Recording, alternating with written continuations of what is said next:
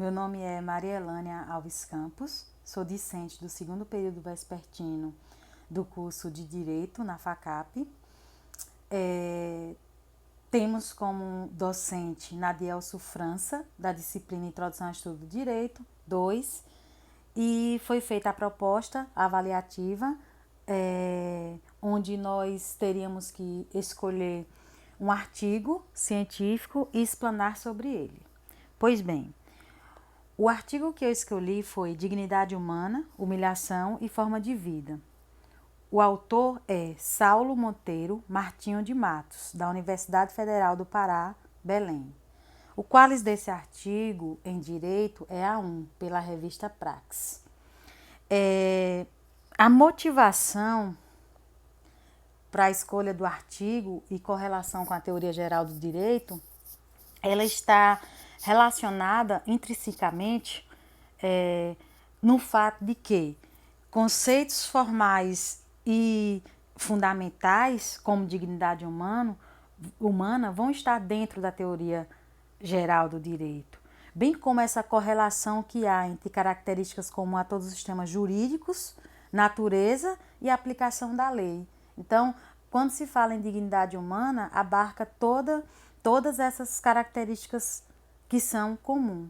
E humilhação em forma de vida, os senhores vão perceber ao longo do texto porque o autor ele traz esse mote.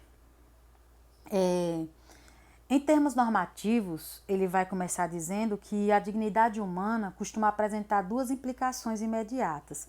Essas implicações são importantes para que haja uma compreensão da íntegra do texto, que são as absolutas e formais, que seria o conhecimento que é transcendente, e o contingente material, que pode ou não ocorrer, vai depender do caso em questão, certo? Ele vai dizer no absoluto que todo ser humano não deve ser tratado de determinadas formas, pelo simples fato de se tratar de seres humanos. E determinadas formas de vida não correspondem ao ideal de vida da nossa comunidade. O conceito ele vai trazer também sobre o que seria dignidade humana em oposição à noção de humilhação, né? Nos contextos políticos, jurídicos, de maneira institucional. E essa oposição entre os conceitos ela vai se dar pelo absoluto necessário, né? Formal transcendental, bem como pelo contingente e o material. Eu trouxe algumas gravuras para explanar de forma mais dinâmica o artigo, tá ok? Dando continuidade, a hipótese principal do artigo consiste na defesa da dignidade do direito de não ser humilhado. E essa humilhação, ele vai falar que é a experiência da incapacidade ou ausência de poder para autodeterminar-se. Quando há essa incapacidade de autodeterminar-se, quando há essa ausência, ele vai falar que há aí uma humilhação. E a gente vai perceber como é tratado toda essa esfera de humilhação. Bom, ele vai trazer também o conceito de dignidade humana. Esse conceito de dignidade humana, ele vai estar associado a narrativas, seria essas aqui ações intencionais. É possível assim descrever uma ação ou tratamento de alguém como indigno ou digno, por exemplo, quando ele diz no seu texto que um professor é digno do cargo que exerce, ou pode também haver o desrespeito, onde há a fala que o cargo ou função de fulano faz com que ele se torne indigno, ou seja, ele não se torne merecedor. Esse é o ponto associado a narrativas de ações intencionais. Já o ponto de vista normativo, a dignidade impõe o respeito a determinados direitos considerados fundamentais e, consequentemente, inalienáveis. Ele vai dar o exemplo do direito à vida, à liberdade. Mas, diante dessa antinomia de dignidade. Como resolver essa contradição, esse conflito, né? Essa colisão, esse choque?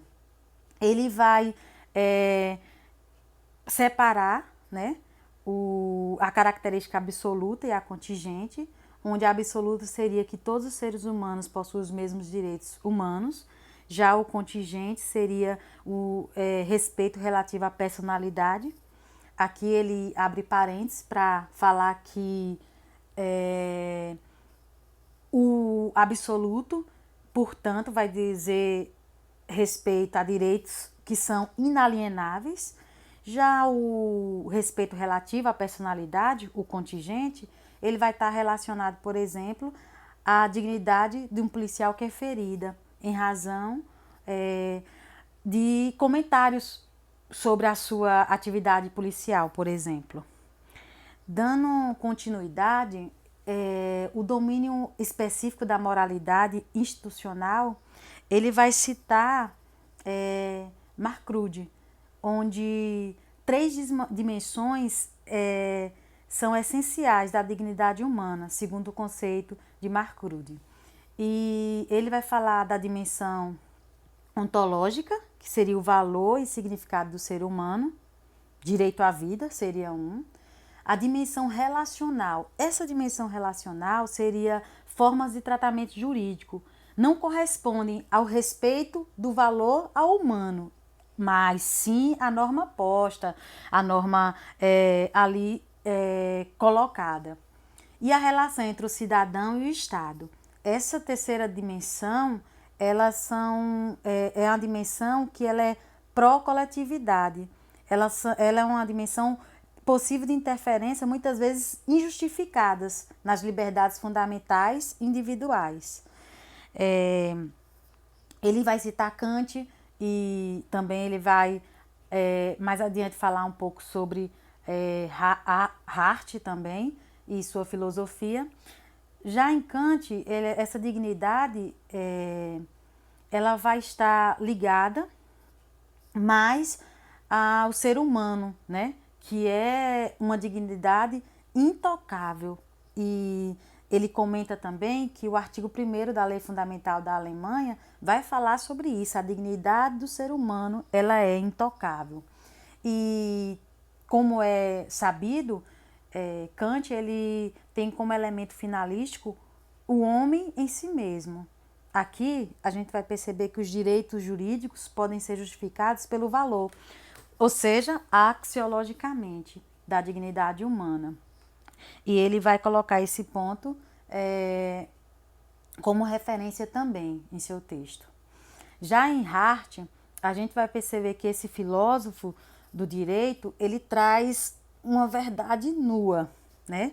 Do que seria essa dignidade humana a partir da gramática. E como resolver esse problema, né? Em relação a direitos institucionais que existe em relação à dignidade humana.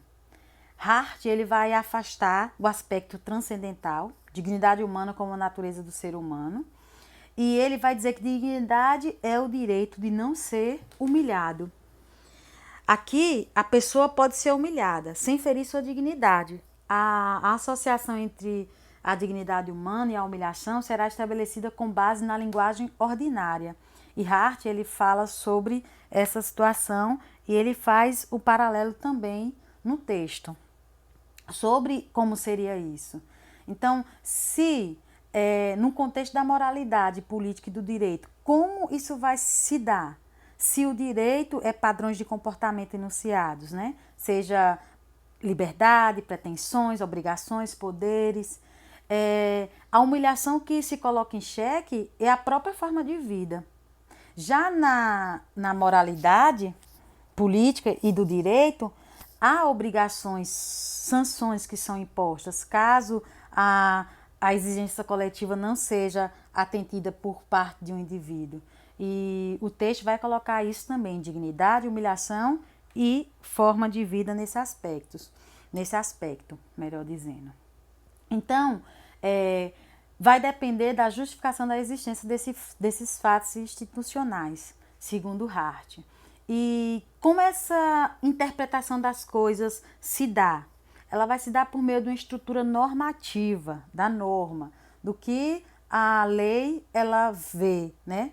Os objetos eles são físicos, eles possuem significados, não são transcendentais. Os valores eles são diferentes. Aí ele dá o exemplo da própria moeda. A moeda ela possui valor e com essa moeda eu posso pegá-la, né? Aí vamos ver o objeto físico, possui significado, e posso utilizá-la, por exemplo, para comprar um jornal, segundo o autor. Ele também vai falar um pouco sobre direitos políticos e jurídicos, que são fatos normativos ou institucionais em contraposição a fatos brutos. O que as normas, os fatos normativos ou institucionais, ele vai se opor aos fatos brutos, porque o que está normatizado é o que vai vingar, né? É o que vai vigorar.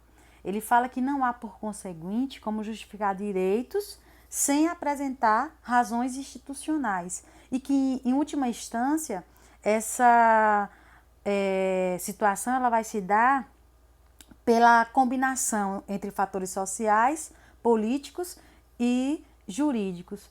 E quando isso ocorre, nós vamos ter instituições fortalecidas, né, em tese, porque ele vai desmistificar isso, mas que vão estar ali como algo que pode ser depreendido como direitos que justificam as sociedades atuais, né, contemporâneas. E assim a gente vai ter a Constituição, a gente vai ter leis federais como lei de incentivo ao esporte, a gente vai ter a dignidade da pessoa humana ou a equidade, muitas vezes questionada, e também a tão sonhada, né, soberania popular, que é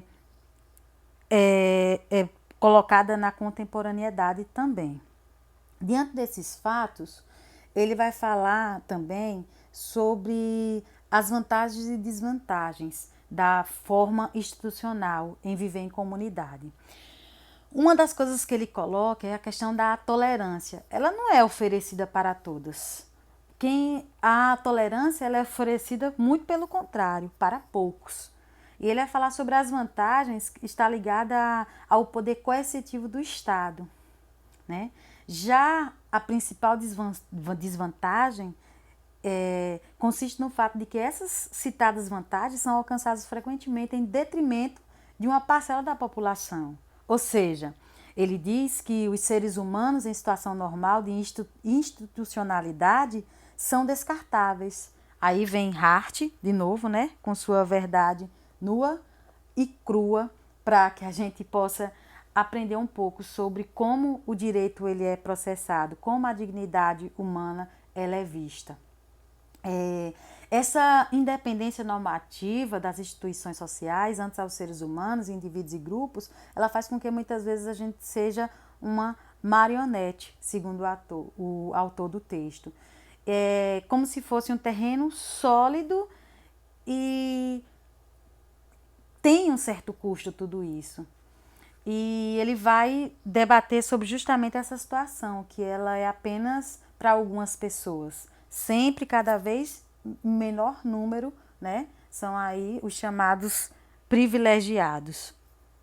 Ele também coloca uma situação que nos chama muita atenção, porque após o período de Segunda Guerra Mundial, houve essa questão de colocar a dignidade humana para tentar controlar, né, essa esfera de domínio, de poder, que é vinculada a poucos. E ele diz, olha, nunca vai superar essa verdade institucional. Nunca vai superar, é apenas uma tentativa. E essa seria a dignidade humana. E eu coloquei aqui uma fala dele que vai justamente reforçar isso, né? Fala que a nossa vida do tipo institucional é extremamente frágil e permanece em constante perigo em razão da prescindibilidade do ser humano, ou seja, da insignificância do ser humano. E aí o que é que se tenta fazer? tenta fazer com que haja constituições, tratados internacionais, para o quê? Para frear, né, as demandas autoritárias, abusivas por parte de alguns. E isso é uma mera tentativa. E quando se fala em dignidade humana, a gente sempre vai associar, principalmente após a Segunda Guerra Mundial, isso, né? E no âmbito internacional, a gente vai ter a Carta das Nações Unidas, por exemplo, ele vai citar, de 1945, ou mesmo a Declaração Universal dos Direitos Humanos, de 1948, que bate bastante essa questão da dignidade humana. Então, como se seria essa dignidade humana como regra de entrada e de saída da condição do ser humano? O autor ele fala que de forma que o detentor de detrimentos e direitos ele vai acontecer de forma semelhante a alguém que compra um imóvel e passa a ser o proprietário. Ou seja, a gente vai perceber aqui a característica absoluta, né? Mas também ele vai falar que existe o argumento contrário a isso. E ele não defende a característica absoluta, mas sim a contingente.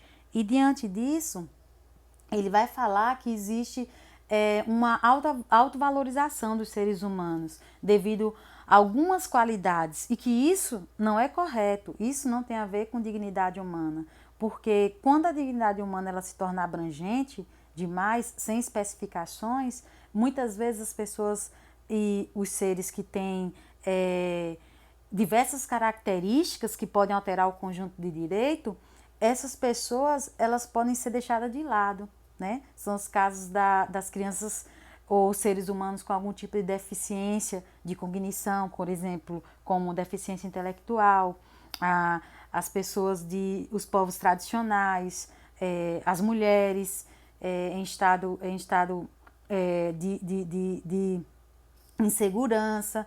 Então, ele fala que isso tudo é discutível, justamente porque a dignidade humana ela não pode ser absoluta.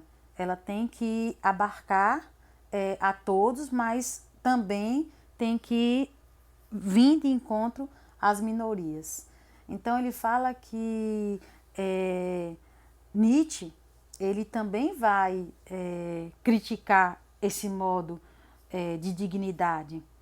Ele fala que essa moral europeia e sua necessidade vinculada ao cristianismo é que fazem com que as pessoas tenham a ideia de que é absoluta a dignidade humana, mas esquece assuntos que seriam básicos, né?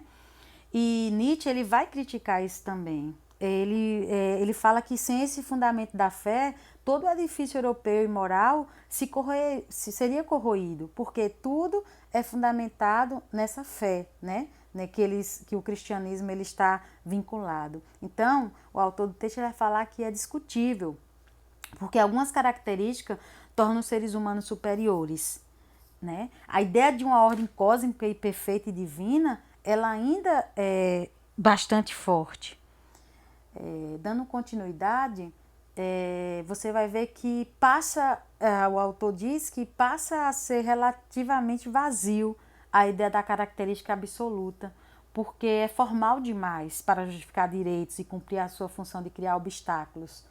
E diante dessa perspectiva, a gente vai perceber a autonomia da vontade em Kant, como? Pela autodeterminação, né?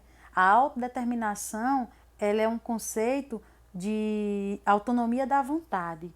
E essa liberdade de decidir sobre si mesmo, ela vai também encontrar alguns obstáculos diante da sociedade. E quais direitos, então, ocorrem violações à dignidade humana? Ele não deixa claro, não fica claro quando a gente coloca esse conceito abrangente, segundo o autor. Essa inobservância de uma lei moral significa uma violação da dignidade humana. E ele vai abraçar essa ideia de dignidade, forma de vida e humilhação como um conceito contingente da dignidade humana. E essa contingência ela vai estar relacionada com dois pontos fundamentais. Perceba que a humanização das instituições jurídicas, segundo Hart, vai estar associada justamente ao sistema jurídico em que se é vivido. E esses pontos fundamentais que ele vai falar seriam a contingência de fundamentação e a contingência de significado, onde a primeira seria a dignidade como imagem do ser humano e a segunda seria o quê? As práticas sociais, que seria a contingência de significado. Então, veja aí que há que é associada diretamente o modo de vida ou a forma de vida, nesse sentido. Então, diante do exposto, ele fala sobre esse conceito contingente da dignidade humana através de narrativas sobre a humilhação extrema. O que seria essa humilhação extrema? E o que pode ser aprendido diante disso? Sobre a forma de vidas intencionais de outros indivíduos, coletividades e instituições, ele traz o exemplo da fuga do campo 14, onde um garoto, Chan, né, ele nasce, cresce no campo de concentração da Coreia do Norte e ele é a forma como é concebido é através de guardas que fazem com que os homens, aspas, tidos como bons homens, porque trabalham ali no campo de concentração, eles fazem com que esses homens casem, se relacionem com outras mulheres, tenham filhos e tenham ali aquela relação sexual. E após conceber a criança, essas crianças, elas são agora educadas pelos guardas que estão ali naquele campo de concentração. E o que é que Chan nos ensina e revela? Né? Que não existe para eles a questão do respeito ao pai e à mãe, porque eles são ensinados que os pais e as mães são pessoas traidoras, que eles estão ali naquela condição de pecadores, que eles são pessoas que são repugnantes e que os próprios filhos devem delatar os seus pais. Veja, essa questão da contingência, da narrativa, de como você, ações intencionais, como elas podem envolver o ser humano. Então, essa sociabilidade, o autor vai dizer que ela praticamente é inexistente, uma vez que acontece isso. E essa criança, ela conseguiu fugir desse campo e quando ela fugiu, que ela foi se deparar com a realidade em que a sociedade, de modo geral, vê, né, aspas, pai e mãe como pessoas que trazem amor, carinho e segurança, não era o que ele tinha aprendido. E aí o autor do texto ele vai explanar sobre isso e sobre o que se aprende com a história de Chan no campo de concentração lá na Coreia do Norte. Bom, outra forma de violação da dignidade é aquela que nos retira a familiaridade com a nossa própria língua. Lógico que eles não iriam deixar, que o autor não iria deixar de fora a questão da Segunda Guerra Mundial, a questão do sofrimento, de tudo que passou o povo judeu em detrimento dos nazistas alemães, né? Aí ele vai também trazer essa questão, né, sobre quando na vida nada mais está em ordem. Aqui foi Herta Miller, que ela traz também de forma bem sistemática a forma de vida através da linguagem. Ela quem escreveu essa fala, ela fala que quando na vida nada mais está em ordem, as palavras também despencam, pois todas as ditaduras, seja de direita, de esquerda, ateístas ou divinas, empregam a língua a seu serviço. E aí a gente vai ver o caso de Paul Celan, né, que é algo que é inerente ao ser humano. foi uma criança que nasceu em meio à tormenta nazista e a sua mãe judia foi morta, né, pelo nazismo, daquela forma mais terrível possível, onde a língua materna dele foi concebida, foi a alemã.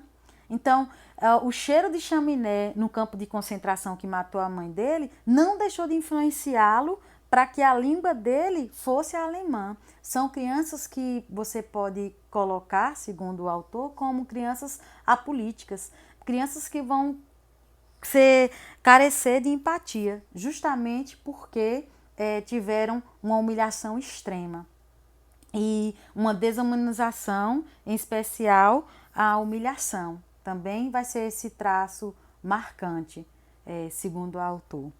Dando uma continuidade, ele fala também que a ideia dele, né, é porque alguém acha e se sente humilhado, ele não pode achar que tem determinados direitos, porque esses direitos consistem em convicções, mas essas convicções elas são associadas à coletividade, né? Seria a forma comum da vida para todas na humanidade, a qual consiste em convicções. Essas convicções não devem ser desprezadas, mas elas não devem ser convicções que seja única, né? Relativa a uma pessoa, por exemplo.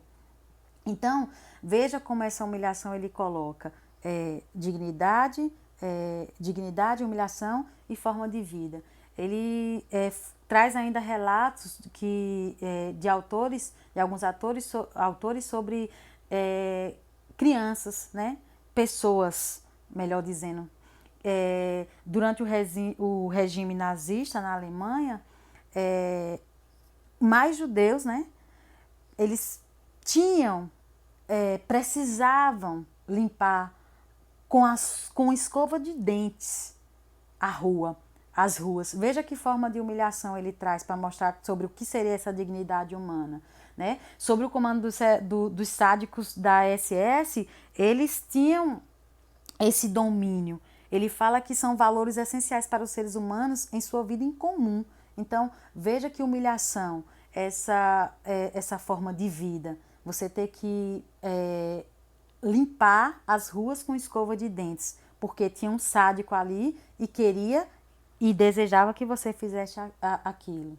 Então, os direitos institucionais, como referência da dignidade, é uma tentativa de colocar um freio no governo ou de outras pessoas, que nos coloca em situação de humilhação, segundo o autor. E aí ele vai trazer o famoso caso da proibição do lançamento de anões. Essa situação ela é extremamente humilhante. Ele coloca a situação de Kant sobre a autonomia da vontade, mas como o autor do texto ele remete à ideia contingente de que isso é uma humilhação grave e isso foi proibido porque houve um consenso geral de que não se podia fazer isso, mesmo ali havendo o consentimento daquela pessoa através de um contrato, para o autor do texto é uma experiência grave de humilhação. Ou seja, o professor até contou para a gente essa história. Era uma prática esportiva onde os anões eles eram arremessados, né? O fato do nanismo existir fazia com que as pessoas achassem que elas eram objetos. E aí, essa forma de humilhação, ela faz com que as pessoas elas sejam tidas como descartáveis. E esse famoso caso, ele teve essa proibição de lançamento justamente porque o nanismo não significa que as pessoas elas são objetos, né? Onde uns vão rir, ficarem felizes porque estão lançando anões, certo? Essa noção contingente fez com que decisões históricas como essa fossem deliberadas favoravelmente para que não houvesse tais ou não houvesse mais essas situações. Então, diante do exposto, ele faz as considerações finais e ele diz que a humilhação, a experiência da incapacidade ou ausência do poder para autodeterminar-se é que faz com que o direito de não ser humilhado tenha essa diferente vertente, né? Ou seja, a forma contingente. Então, ele fala que há uma compreensão de experiências graves de humilhação que devem ser urgentemente revistas. Ele termina seu texto trazendo essa reflexão para as nossas vidas. E diante de tudo isso, minha opinião em relação ao texto é que é um texto riquíssimo, extremamente importante e muito atual, né? No campo jurídico, ele é de fundamental importância, mas também para as nossas vidas, para a gente repensar como a gente vê a dignidade humana, como a gente vê a humilhação, como a gente vê a forma de vida, né? Ele trabalha a questão coletiva, ele trabalha direitos fundamentais, ele trabalha com a preocupação e a fragilidade do ser, né? E o que mais me chama a atenção é quando é falado que o nosso tipo de vida institucional é extremamente frágil e permanece em constante perigo em razão da insignificância do ser humano. Ou seja, cada vez mais nós somos insignificantes diante da vida e diante das instituições ali que muitas vezes são impostas. Não há uma colaboração, não há uma humanização das instituições em relação aos seres. E isso o autor do texto deixa claro, e foi um texto rico, onde eu aprendi muito, e eu agradeço a todos pela oportunidade e muito obrigado. E não esquece de dar o seu like. Tchau, tchau!